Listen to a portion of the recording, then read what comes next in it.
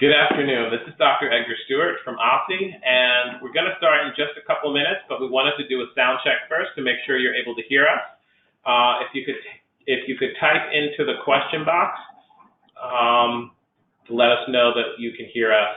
Oh, we got one person saying that they can't hear us. Great. We're just going to wait 2 more minutes, and then we will get started.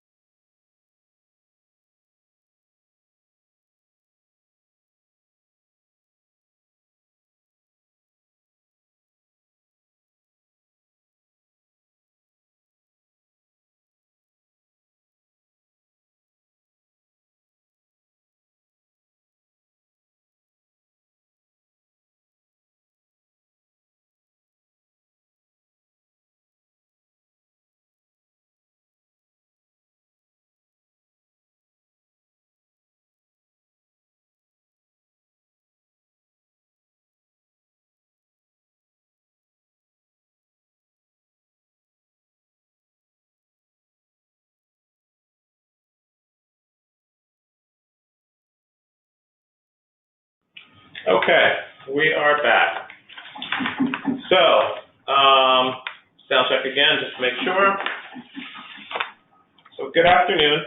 Today we are going to be going over the nuts and bolts of serving students in non-public settings. And this presentation is brought to you by three divisions here at OSSE, the Division of Systems and Supports K-12, Data Assessment and Research, and the Division of Transportation. I'm going to first go around and do introductions so you know who my co-presenters are. First, I am Dr. Edgar Stewart, and I'm the manager of the non-public monitoring team here in Systems and Supports K-12. Hi, my name is Rita Larkins. I'm a training and support specialist in the Office of the Chief Information Officer. And our other presenter, who is not quite here yet, is Jason Campbell, and he is from the Division of Transportation. So the topics that we're going to be covering today include related service delivery and missed services and documentation, and also the Special Education Data System, or as you all know it, SEDS, and its use in non-public schools. Transportation, Mr. Campbell will be covering that. And then also we will be going over physical restraint and seclusion, 10-day IEP follow-up meeting requirement. As this is something, as we're doing our incident report reviews, we want to make sure that non-public schools and their LEAs are clear of the requirements here.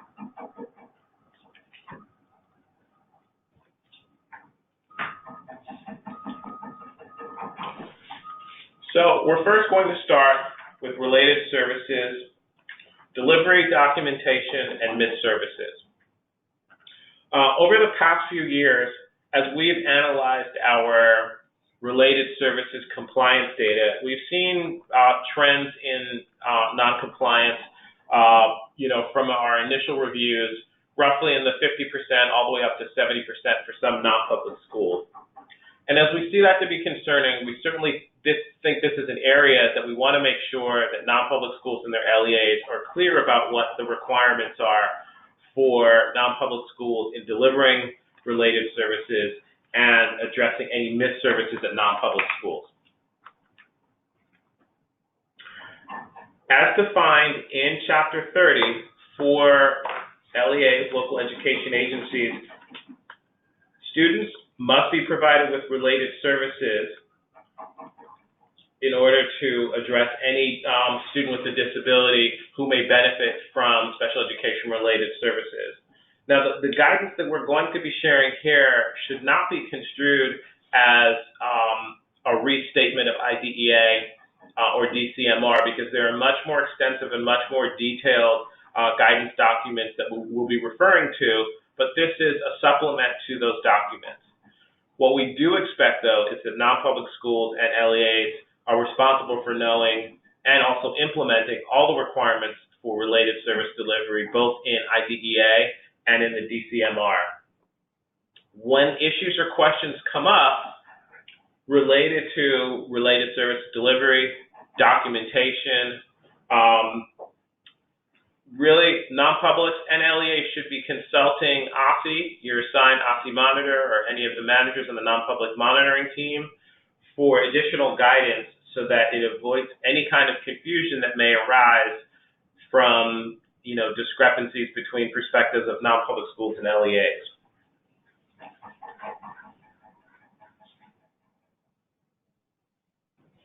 So let's jump right in. We encourage you to use the question box as we go through. We're going to be reviewing questions, and at the end of each section, we'll take a brief pause to look at the questions and try to answer as many as we can during that particular section.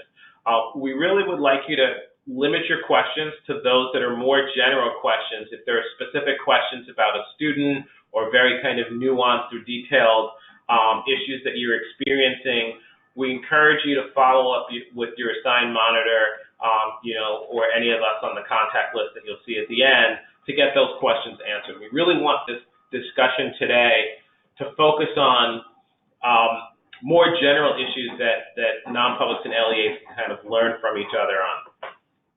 So let's jump right in. And I know some of these questions have come up recently in various forums. So, we're eager to provide some additional guidance in addition to the related services policy and policy guidance that already exists. First question. If a previous non-public school or placement was not providing related services, is the receiving or new non-public school automatically expected to make up all of the missed related services? Here, the resounding answer is no. Now, what that means and how OSSE interprets that is that the receiving non-public, that is the new non-public school, certainly can elect to provide the services that were previously missed at another past non-public school, but they're not required to do so. So when this issue comes up and non-publics are finding themselves in a situation where there is questions about it, again, we encourage you to contact your OSSE monitor and talk through those issues to try and figure out how to problem solve them. Ultimately, the student's LEA of enrollment is responsible for ensuring that students receive their related services, any of those services that are outlined on their IEP. So at the end of the day, whether a new non-public is receiving a student who has had a whole host of missed services, ultimately the LEA is responsible for ensuring that those services are either made up or, as we'll talk about in a minute, determine whether not having received those services, there's an impact on the student's progress. As an aside, what we encourage non-public schools to do is to request from each of the LEAs that they serve a copy of their missed services policy, so that from the beginning there is no confusion as to whether and what the expectations are that the LEA has for making up missed services. Because certainly, when issues and questions arise about how those services are made up, the missed services policy that the LEA has should be referred to make sure that, number one, it's compliant and consistent with the OSSE related services policy, but also just to understand the basis of what those expectations are that the LEA has. So in looking at how missed services in general should be made up, the LEA should work with the new non-public school and the IEP team to determine the impact of any missed related service on the student's progress towards IEP goals, and ensuring that the student is being provided with FAPE per their own missed services policy, also with OSSE federal regulations and related service guidance. My colleague is signaling, is this a question that we should take now, or should we wait till the end? Yeah. Wait till the end? Yes. Okay, great.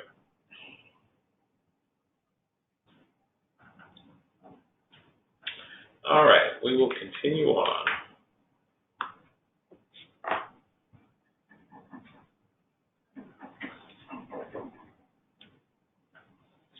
So again, continuing on with question 1, in the event that a non-public school elects to provide previously missed services from the previous non-public school, what we advise is that the non-public school contacts Yvonne Smith or members of her invoice and payment unit team for guidance on how that should be arranged in terms of invoicing and billing procedures.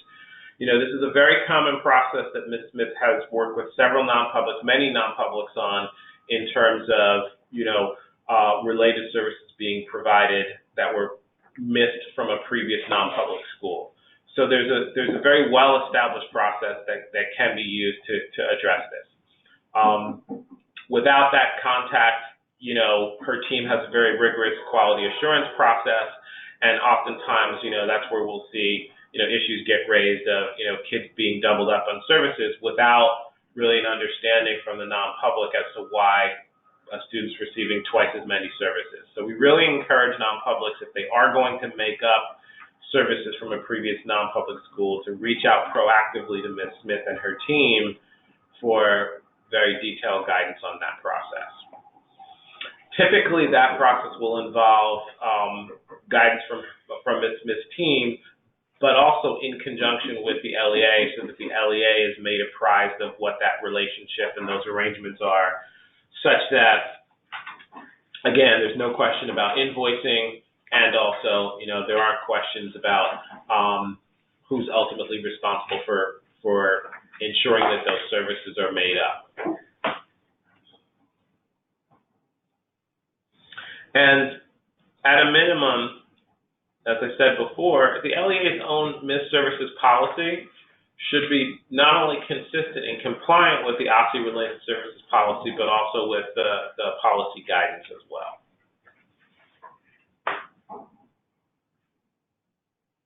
I think for this section, as we go through each of the questions, maybe we can take some of the questions before we move into the next question.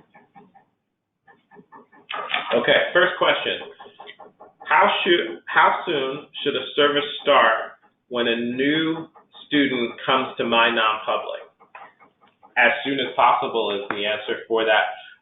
Typically, non-public schools may hold a 30-day review period, but the guidance that the OSSE would provide in that situation is as soon as possible, but no later than 30 days.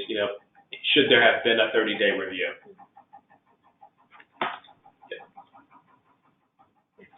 Okay, next question.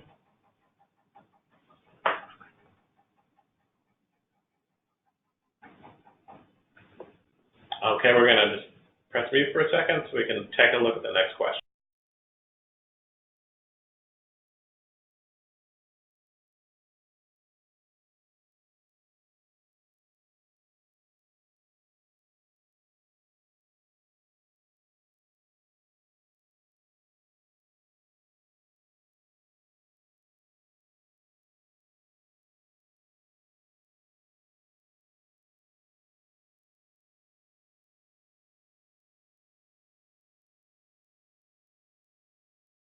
Next question.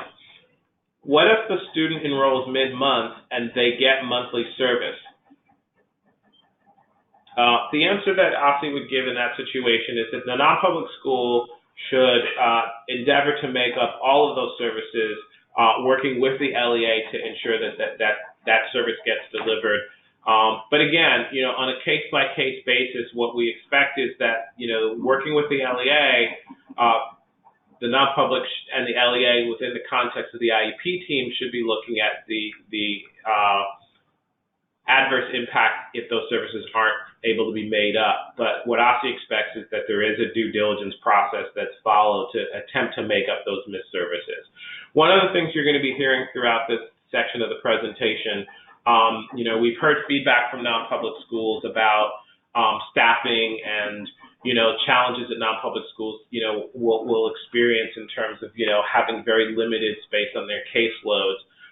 But, OSSE's response to that would be that we encourage non-publics to have, per diem or part-time service providers who are available to assist in making up missed services. Because at the end of the day, non-public schools who have a COA are coming to OSSE to say they have the ability to provide all of the services that are listed on a student's IEP.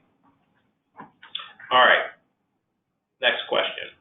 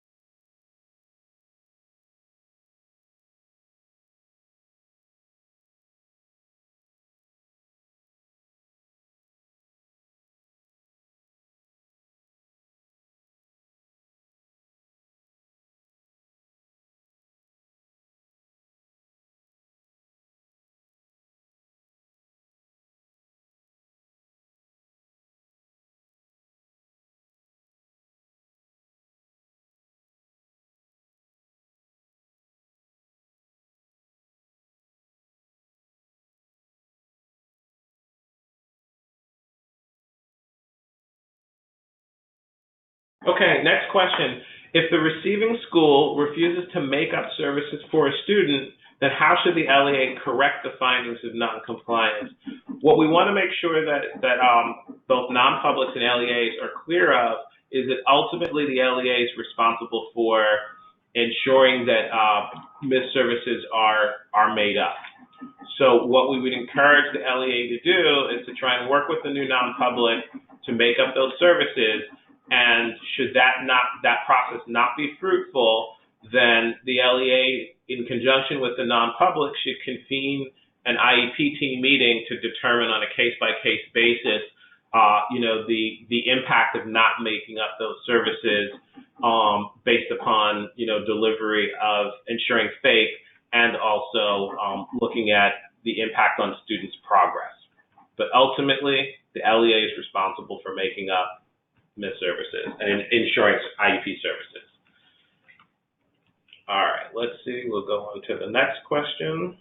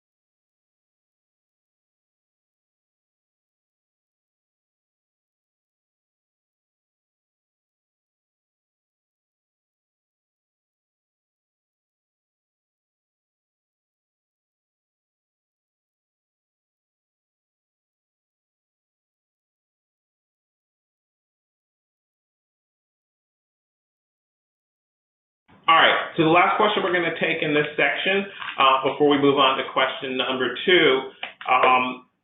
it comes from Ms. Smith, Ms. Yvonne Smith.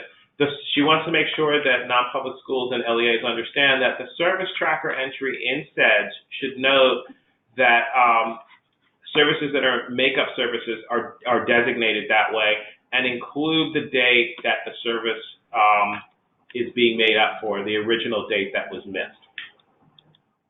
Okay, so we do see that there are some other questions in here. Depending on how much time we have at the end of this entire related services section, we may come back to it. For those questions we're not able to answer now, we will certainly be following up with all of you with some additional guidance as we review and kind of summarize those questions. But in the interest of time, we're going to move on. Okay, next question.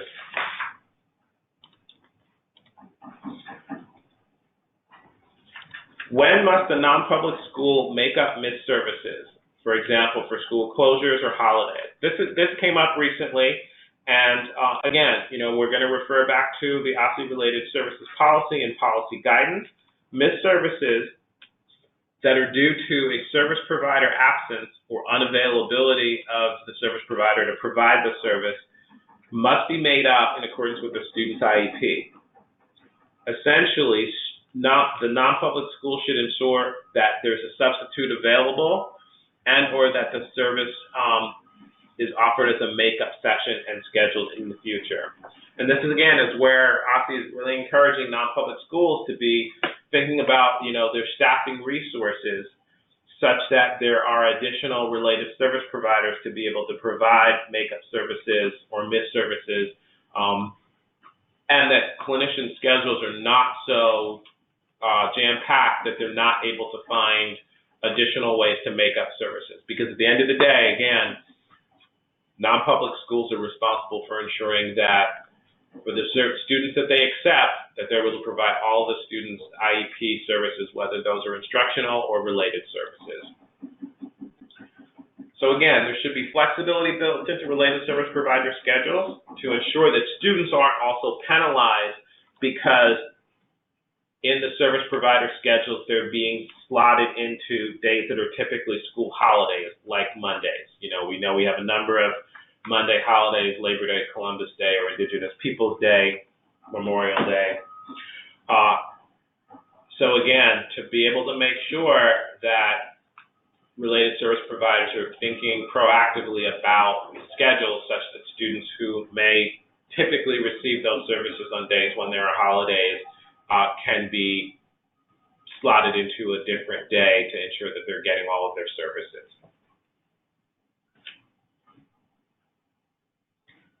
So continuing on, related services that are missed due to a student's absence must be evaluated on a case-by-case basis.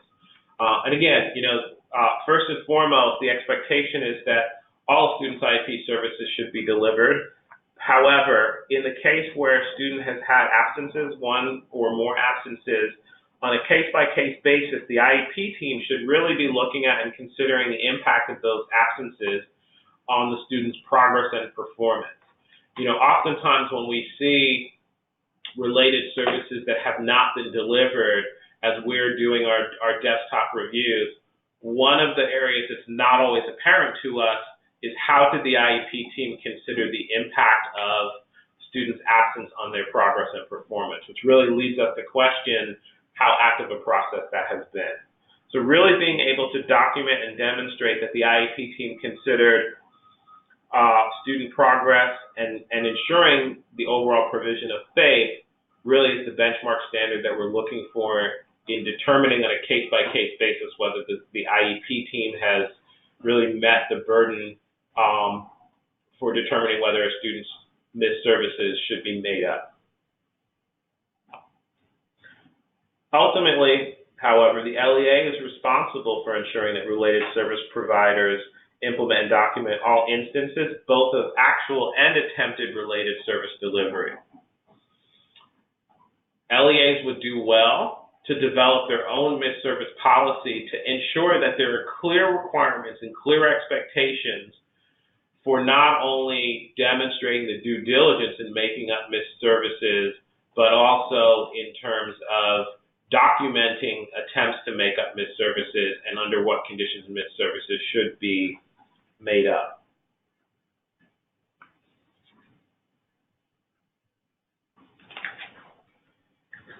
Continuing onward, any missed service policy that LEAs develop should be consistent with not only IDEA regulations in ensuring FAPE, but also policy letters that are issued by the Department of Education, Office of Special Education Programs, that is OSSE, also by DCMR regulations in Chapter 30 and in Chapter 2800 for non-public schools and LEAs, and also in conjunction with our OSSE related services policy and policy guidance. One of the areas that we want to make sure we really emphasize is that LEA's missed service policies should not have specific thresholds or numbers of sessions that are articulated in their missed services policy that would constitute a denial of FAPE or trigger the required makeup services. Again, the take-home message here is on a case-by-case basis based upon students' individualized needs based on their IEP should drive the determination of the IEP team in terms of making up, in terms of considering the impact of any missed services on the student.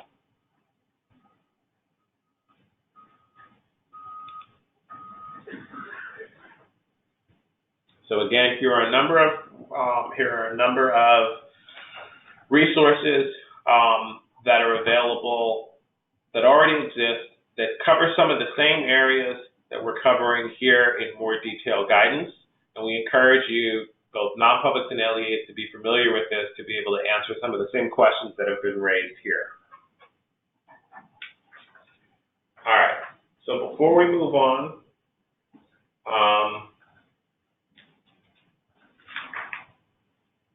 To question 3, let's stop and take a look at some questions.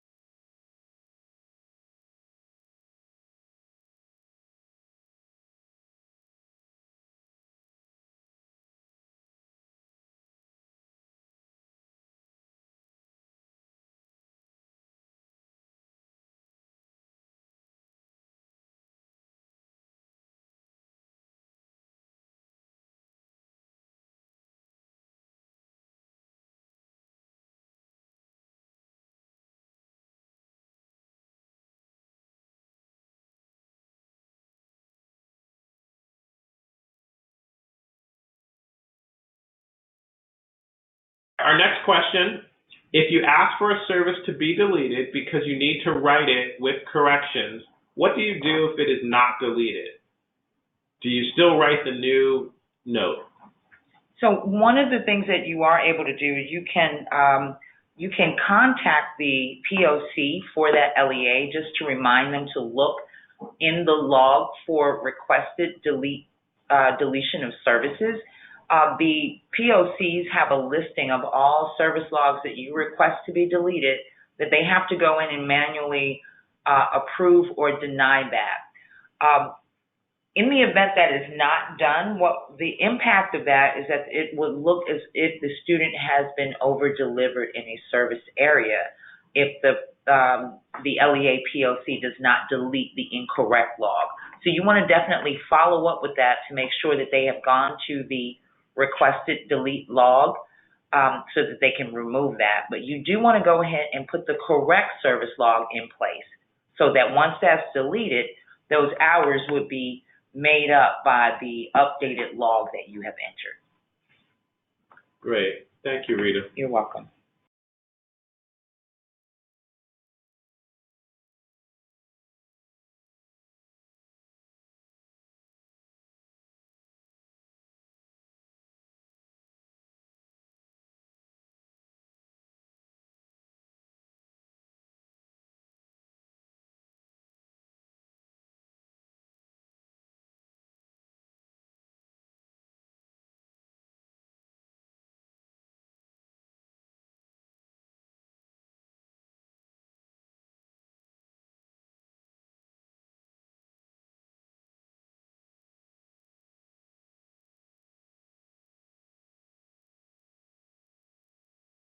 A follow-up to that last question. So again, the question was, if you ask for a service to be deleted because you need to write it with corrections, what do you do if it is not deleted? So Rita addressed, I think, the first part of that in terms of the process, but she also wanted to add an additional piece in terms of an escalation. Right. You can escalate that by entering an OSSE ticket, which will go to the DAR liaison, so that someone on our data team is now aware of that, and they reach out to the data administrators regularly, and that can be, something else that they can cover in their check-in just to make sure that they know you are requesting deletion of a service log. Great. Thank you, Rita.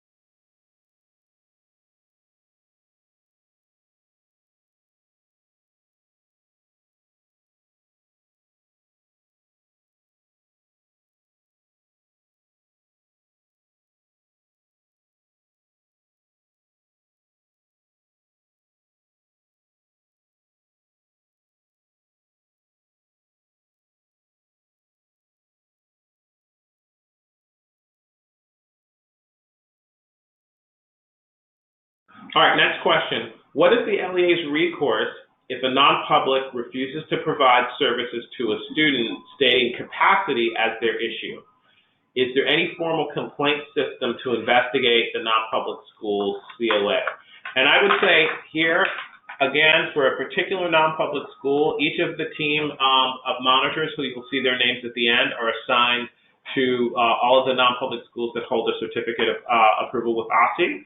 And I would say that the first thing that you should do if you've raised those concerns and you've made your due diligent attempts to try and work that out with the non-public is to copy your assigned monitor on those emails and then escalate it and reach out directly to the assigned monitor for that particular non-public schools.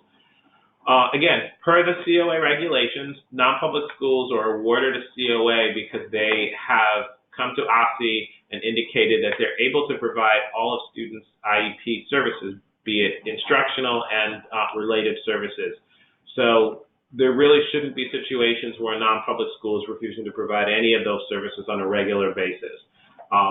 It can be grounds for the loss of a COA in some cases. So again, our desire would be to help the non-public and the LEA work those issues out before we get to that point. But OSSE certainly does consider not providing services, or in the case as how it's worded here, refusing to provide a service to a student. Capacity is not sufficient as a reason for that. As an aside, before it gets to the point of kind of serious concerns about the jeopardy of the non-public school COA, non-public schools for IEP-related services should be contacting the LEA to document any difficulties that they have in delivering a related service, seeking guidance from that LEA, and again, that should be a process that is well documented. OSSE would advise in those situations that you would do well to copy your assigned monitor and myself, Edgar Stewart, or Sharon Powell as the managers when those issues come up, so that they can be flagged for us so that we can assist you with any of those kinds of concerns. All right, let's look at the next question.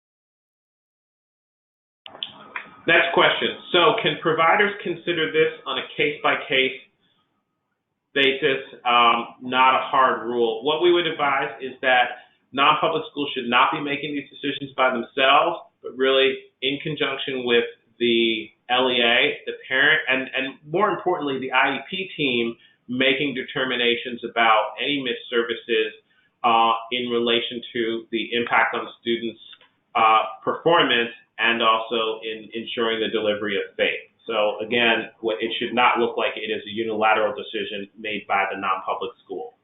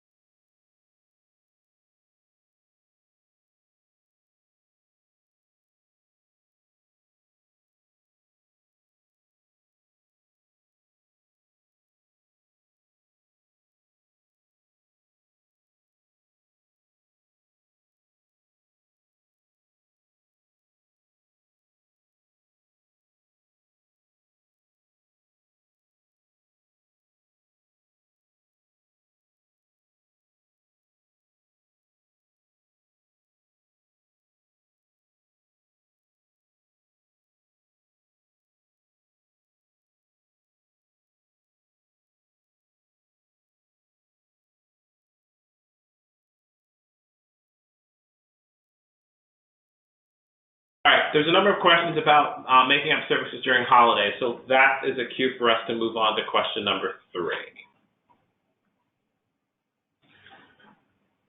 Are non-public schools obligated to provide a month's worth of related services, for example, in June, December, or August, even when the school is open for significantly fewer days than the standard instructional calendar? Here what OSSE would say is that first and foremost, a student's entitled to the full amount of services listed on the student's IEP, and providing less than what's documented could amount to a denial of faith determined by the IEP team. Both LEAs and non-publics and IEP teams are ultimately responsible for ensuring faith is made available to students.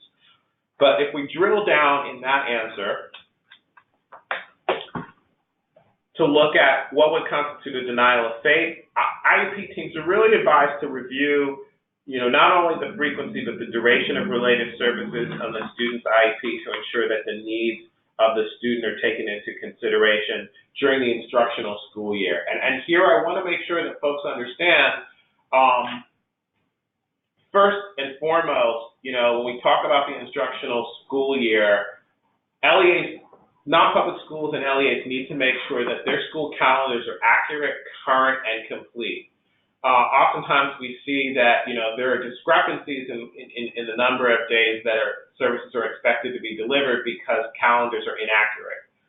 We've seen instances where a non-public school has not put in a calendar at all for a particular year, which means that there are not going to be any services that are able to be even documented in that particular year. When there are school closures, updating calendars again to make sure that those days have been designated as days that the school is closed. So again, that those days would not be considered days that the school should be making up services. So moving on from that, what we see in many sections in the IEP, but in particular in the special ed and related services sections, the dates that are included, for example, if a student, was receiving behavior support services and the period of review that was listed was September 25th, 2018, September 24th, 2019.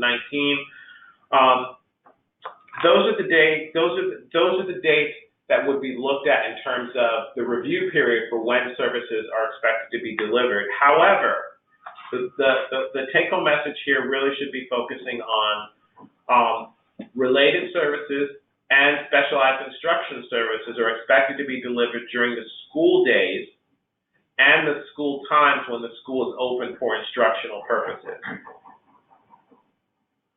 So again, for holiday breaks, holidays, those would not be times that the school would be required to deliver related services. However, again, what we are saying is that students who are slotted into those Monday holidays should not be penalized because the clinician's calendar has slotted those kids only into days on Mondays.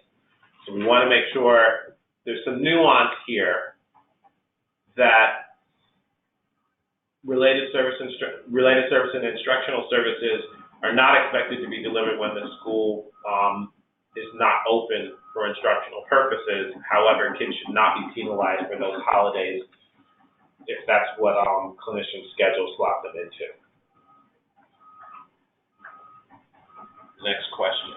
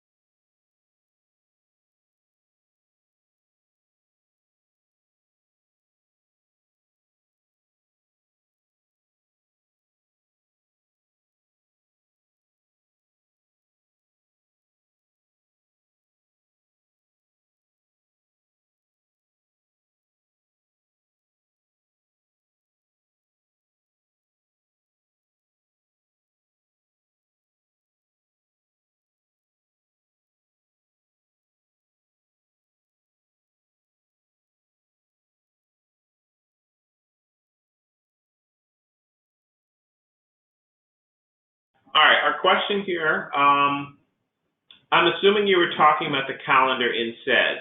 Who is the one to update that? Great question, and we want to make sure we clarify that clearly. Awesome. Thank you, Edgar. So the calendar that you see reflected in SEDS actually is a push from eSchool Plus.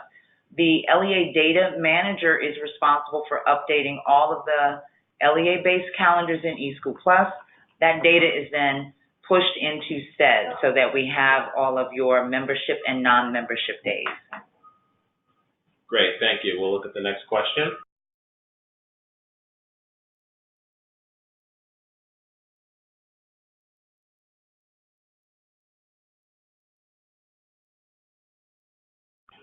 Okay, next question. How do we know who our assigned monitor is? That information should already be on the OSSE website. We will direct you to that, and with the presentation materials from today's webinar, we can attach an updated copy of that as well so that you have that information. We'll be sending you two lists. The first list will be for the members of the non-public monitoring team who are assigned to each non-public school, and there's a second list where those same monitors work with LEAs, not on LEA-specific issues, but on LEA issues as it relates to their students in non-public schools. If LEAs have larger IDEA Part B questions that span, broader issues than their students in non-public schools, we're happy to refer you to our counterparts on the LEA monitoring team. All right, let's look at the next question. And I think we're going to have to move on to the next section in the interest of time, but let's see if we can take one more question.